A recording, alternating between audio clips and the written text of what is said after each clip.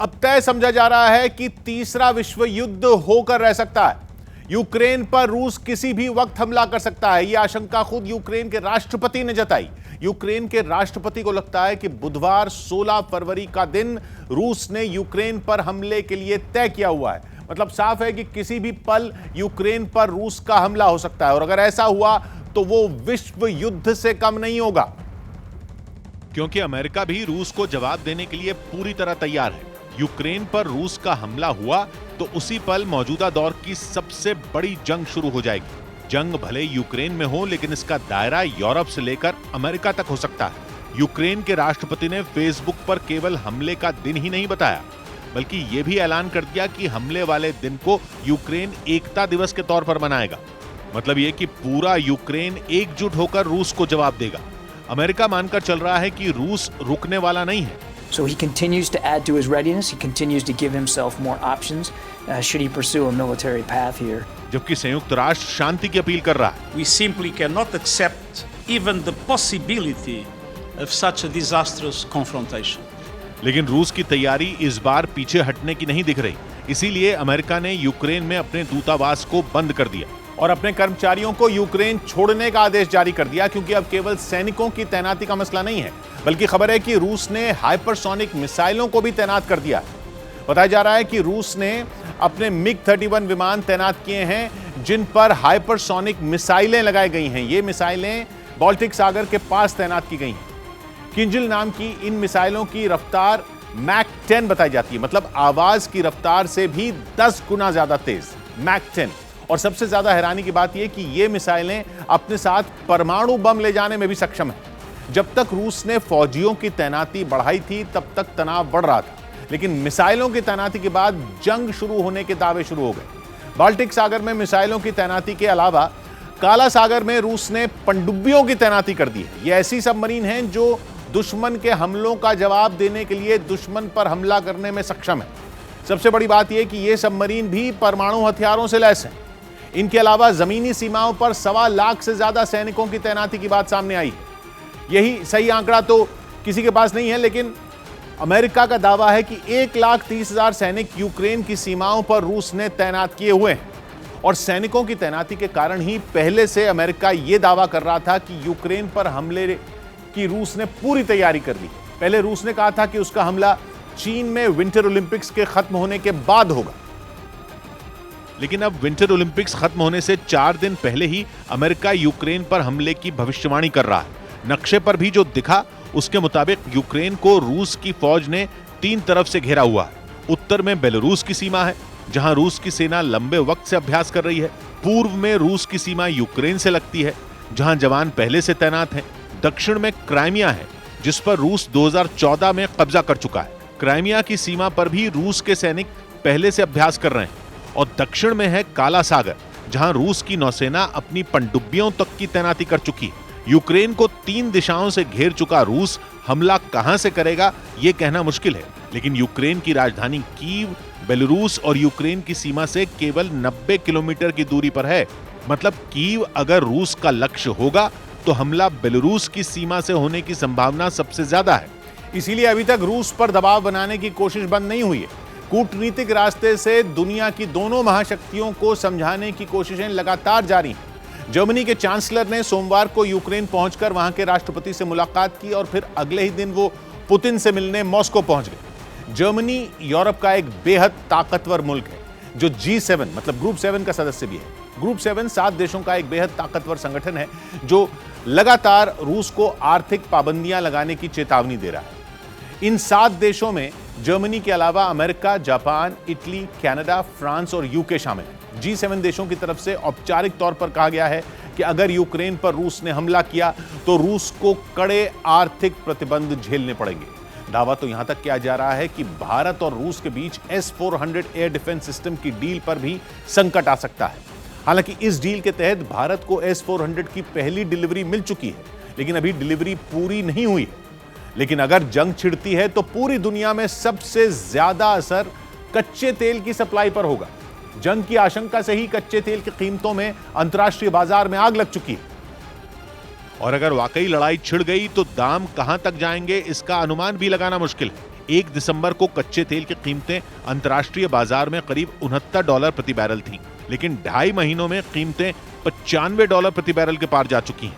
2014 के बाद कभी भी कच्चे तेल की कीमतों में इतनी तेजी नहीं आई। उस वक्त भी रूस और यूक्रेन आमने सामने थे और बवाल क्राइमिया के लिए हुआ था। यूरोप में नेचुरल गैस की सप्लाई का भी बड़ा हिस्सा रूस से ही जाता है।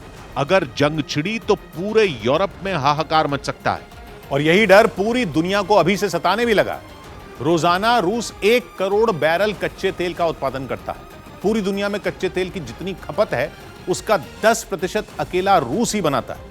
लेकिन युद्ध की इस पूरी कहानी में जर्मनी एक अहम किरदार है। दावा तो यहां तक किया जा रहा है कि अमेरिका और रूस के रिश्तों में कड़वाहट की असली वजह जर्मनी है। यूक्रेन तो बस एक बहाना बन गया, जिसकी बड़ी वजह यह है कि जर्मनी और रूस पिछले कुछ वर्षों में व्यापारिक तौर पर नजदीक आए। यह नजदीकी अमेरिका को चुभने वाली है, क्योंकि रूस से जर्मनी तक नॉर्ड स्ट्रीम 2 पाइपलाइन का काम करीब करीब पूरा हो चुका है। इस पाइपलाइन के शुरू होते ही रूस जर्मनी को गैस की सप्लाई करने लगेगा और ऐसा होते ही गैस के लिए जर्मनी की अमेरिका पर निर्भरता खत्म हो सकती है। जर्मनी को सस्ती और साफ गैस रूस से मिलने लग जाएगी, जबकि रूस अगर जर्मनी को गैस की सप्लाई करेगा तो जाहिर है वो इस सौदे में तगड़ा मुनाफा कमा पाएगा। इसीलिए कहा यह जा रहा है कि यह प्रोजेक्ट शुरू होते ही यूरोप में नए कारोबारी रिश्ते बनेंगे। रूस की अहमियत के साथ उसका कद भी बढ़ेगा। यहां तक कि जर्मनी और रूस के बीच में लेन देन अमेरिकी डॉलर के बजाय रूबल में भी हो सकता है। अगर ऐसा हुआ तो अमेरिका को बहुत बड़ा झटका लग सकता है। मतलब यह कि अमेरिका को सीधा सीधा व्यापार में नुकसान तो होगा ही, डॉलर की अहमियत भी कम होगी, तो पूरी अमेरिकी अर्थव्यवस्था को झटका लग सकता है। इतना ही नहीं, अगर रूस के साथ जर्मनी की दोस्ती बढ़ी तो नाटो की जरूरत पर भी सवाल उठने लगेंगे, जिसके बाद अमेरिका से हथियारों का एक बहुत बड़ा बाजार भी छिन सकता है। इसीलिए नॉर्ड स्ट्रीम 2 पाइपलाइन हमेशा से अमेरिका की दुखती रग रही। इसीलिए कहा यह जा रहा है कि जर्मनी इस पूरे विवाद में एक बेहद अहम किरदार है। कई हफ्तों से जारी विवाद में जर्मनी ने खुलकर कुछ नहीं कहा था, लेकिन अब जर्मनी के चांसलर सक्रिय भूमिका निभाते दिखाई दे रहे हैं।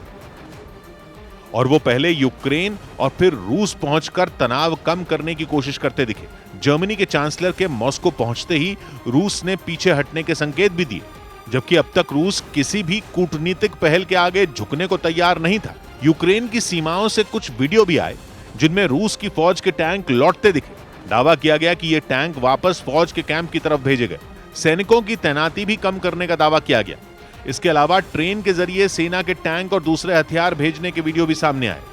हालांकि इस तरह के वीडियो इस बात का सबूत नहीं माने जा रहे कि जंग अब टल चुकी, बल्कि माना तो यह जा रहा है कि यह ध्यान बटाने के लिए चली गई एक सोची समझी चाल हो सकती है। इसीलिए अमेरिका ने रूस के इस कदम पर कोई बात नहीं की। अमेरिका पहले ही रूस को जवाब देने के लिए तगड़ी तैयारी कर चुका है। अमेरिका की तरफ से यूक्रेन को बड़ी संख्या में जैवलिन मिसाइलें भेजी जा चुकी हैं। जैवलिन मिसाइलों का इस्तेमाल अमेरिका ने अफगानिस्तान में बड़े पैमाने पर किया था। यूक्रेन की फौज को अमेरिका की तरफ से ग्रेनेड लॉन्चर भी भेजे जा चुके हैं। 2000 एंटी टैंक मिसाइलें भी यूक्रेन को दिए जाने की खबरें हैं। केवल अमेरिका ही नहीं, नाटो की तरफ से भी यूक्रेन के लिए हथियारों का खजाना खोले जाने की खबर है। इसके अलावा ब्रिटेन ने तो सैकड़ों एंटी शिप मिसाइलें यूक्रेन को भेजी, जिनका इस्तेमाल युद्ध छिड़ते ही किया जा सकता है। मतलब यह कि तैयारी केवल रूस ही नहीं कर रहा है, बल्कि यूक्रेन ने भी जंग की तैयारी की हुई। यूक्रेन के साथ भी दुनिया की महाशक्तियां खड़ी हैं। और इसीलिए यूक्रेन के राष्ट्रपति ने दावा कर दिया कि उन्हें रूस की हर चाल की खबर है। यूक्रेन की फौज भी बर्फ की मोटी चादर से घिरे इलाकों में लंबे वक्त से अभ्यास में लगी है। यूक्रेन के सामने वजूद बचाने की चुनौती है, इसलिए केवल फौज को ही तैनात नहीं किया गया, बल्कि रिजर्व फौजियों को भी स्टैंड बाय पर रहने का आदेश दे दिया गया है। यूक्रेन की फौज दिन रात अभ्यास में लगी है। और अगर जंग हुई तो यूक्रेन के साथ अमेरिका और नाटो की फौजें रूस को चौंका भी सकती। यूक्रेन की फौज में 2 लाख से ज्यादा सैनिक हैं और 9 लाख रिजर्व फौजी। रिजर्व फौजी वो होते हैं जो या तो रिटायर हो चुके होते हैं या फिर ऐसे अर्धसैनिक बल के जवान होते हैं जिन्हें जरूरत पड़ने पर जंग लड़ने के लिए भेजा जा सके। 100 के करीब फाइटर जेट भी हैं यूक्रेन की सेना के पास और 34 अटैक हेलीकॉप्टर हैं। साफ है कि जंग हुई तो यूक्रेन जवाब देने के लिए पूरी ताकत लगा देगा। यूक्रेन की सेना के पास 2500 से ज्यादा टैंक और 12000 से भी ज्यादा बख्तरबंद गाड़ियां हैं। फिलहाल खबर यह है कि यूक्रेन ने भी अपनी सीमाओं की सुरक्षा पर पूरी ताकत लगाई हुई है। हालांकि यह समझना ज्यादा जरूरी है कि रूस किसी भी तरफ से हमला करे, यूक्रेन को उस वक्त जंग जीतने के लिए ताकत नहीं लगानी, बल्कि सहयोगी देशों की फौजों के पहुंचने तक दुश्मन को रोक कर रखना होगा। अमेरिका की फौजें पहले से पोलैंड और रोमानिया जैसे देशों में हैं, जो नाटो के सदस्य हैं और यूक्रेन के पड़ोसी हैं।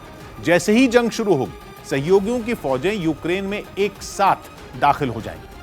और इन सब के बीच यूक्रेन में रह रहे भारतीयों के लिए केंद्र सरकार ने एडवाइजरी जारी कर दी। रूस के साथ कई दिनों से जारी तनातनी और जंग के बढ़ते खतरे को देखते हुए दुनिया के कई देशों ने यूक्रेन से अपने नागरिकों को बुलाना शुरू कर दिया है। और इसी कड़ी में भारत सरकार ने भी अपने नागरिकों के लिए एडवाइजरी जारी की, जिसमें भारतीयों को यूक्रेन से लौटने और कुछ दिनों तक वहां नहीं जाने की सलाह दी गई। यही नहीं, भारतीय छात्रों को वहां से फौरन स्वदेश लौटने को कहा गया।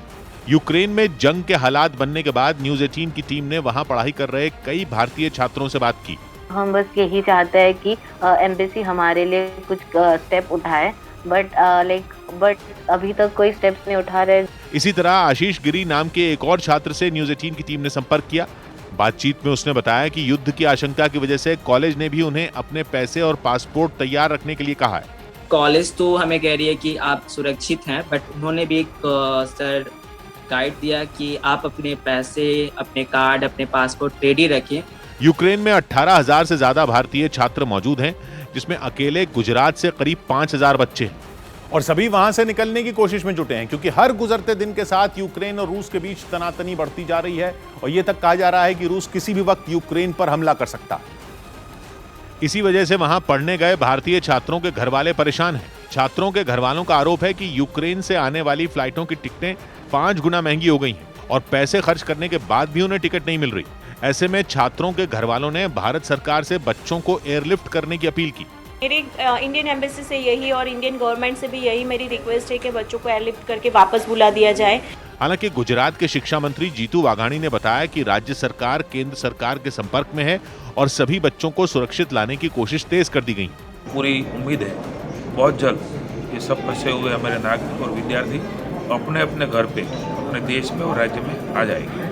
वहीं विदेश मंत्रालय यूक्रेन में रहने वाले छात्रों के साथ लगातार संपर्क में है।